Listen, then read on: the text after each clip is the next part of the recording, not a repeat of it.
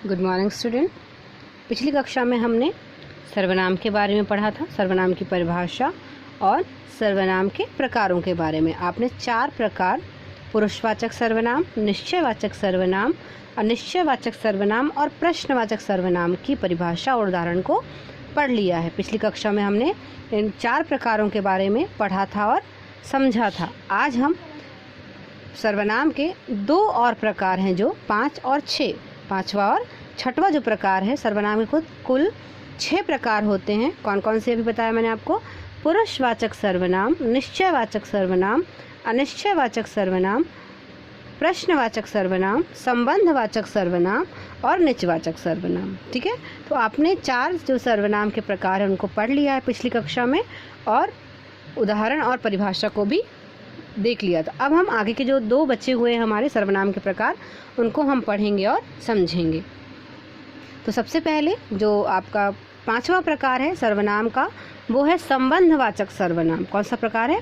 5वां प्रकार है संबंधवाचक सर्वनाम। परिभाषा देखते हैं इसकी।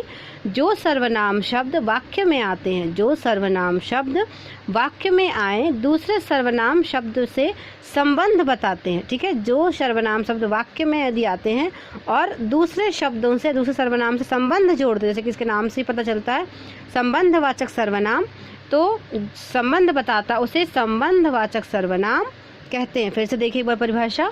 जो सर्वनाम शब्द वाक्य में आए दूसरे सर्वनाम शब्द से संबंध बताता है उसे संबंधवाचक सर्वनाम कहते हैं।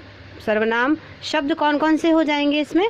तो जो, सो, जैसा, वैसा, जिसने, उसने, जितना, उतना, जिसकी, उसकी आदि। मतलब इस तरह के शब्दों का प्रयोग संबंधवाचक सर्वनाम में किया जाएगा। ये भी सर्वनाम शब्द ही कहलाएंगे।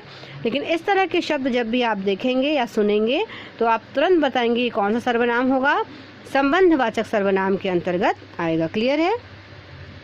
अब इसका उदाहरण देख लेते हैं। आपने जिसे पढ़ाया उसे ही सफलता मिली। यानी 2 लोगों को जोड़ रहा है कि एक शिक्षक ने पढ़ाया और सफलता किसको मिली? छात्र को मिली। तो यहाँ पे शिक्षक और छात्र का संबंध जुड़ रहा है। तो आपने जिसे पढ़ाया उसे ही सफलता मिली। दूसरा क्या हो जाए? जो करेगा सो भरेगा। तो इस तरह से संबंधवाचक सर्वनाम जहाँ एक वाक्य दूसरे से संबंध को जोड़ता है, सर्वनाम शब्दों के द्वारा जोड़ता है, क्या कहलाता है? संबंधवाचक सर्वनाम कहलाता है। जो सर्वनाम शब्द हैं संबंधवाचक के, वो जो, जैसा, वैसा, जिसने, उसने, इस तरह के शब्द आएंगे। उदाहरण क्या हो जाएगा? आपने जिसे पढ़ाया उसे ही सफलता मिली, जो करेगा सो भरेगा। मतलब यहाँ 2 वाक्यों का प्रयोग होगा, याद की रखिएगा। यहाँ 2 वाक्य आएंगे और दोनों ही एक दूसरे पर निर्भर होंगे। अगला देखिए, निजवाचक सर्वनाम। कौन सा है? निजवाचक सर्वनाम।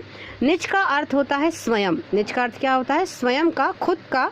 तो जो सर्वनाम शब्द स्वयं के लिए प्रयुक्त होते हैं, जो सर्वनाम शब्द स्वयं के लिए प्रयुक्त होते हैं उसे निजवाचक सर्वनाम कहते हैं। क्लियर है?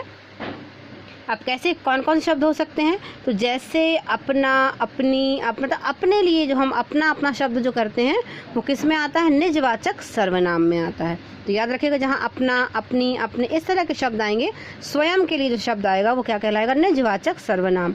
उदाहरण के लिए देखिए, हम अपने कर्तव्यों का पालन करेंगे, हम देश के लिए अपनी जान दे देंगे। तो देखिए यहाँ अपने आ रहा है, यहाँ अपना आ रहा है।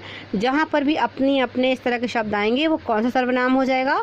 निजवाचक सर्वनाम। तो आपने सर्वनाम को पढ़ा, सर्वनाम की परिभाषा को देखा, उदाहरण को देखा और सर्वनाम के 6 प्रकारों को परिभाषा और उदाहरण सहित समझा। ये परीक्षा के लिए महत्वपूर्ण है। इसे आपको अपनी कॉपी में नोट करना है और इसे याद करना है।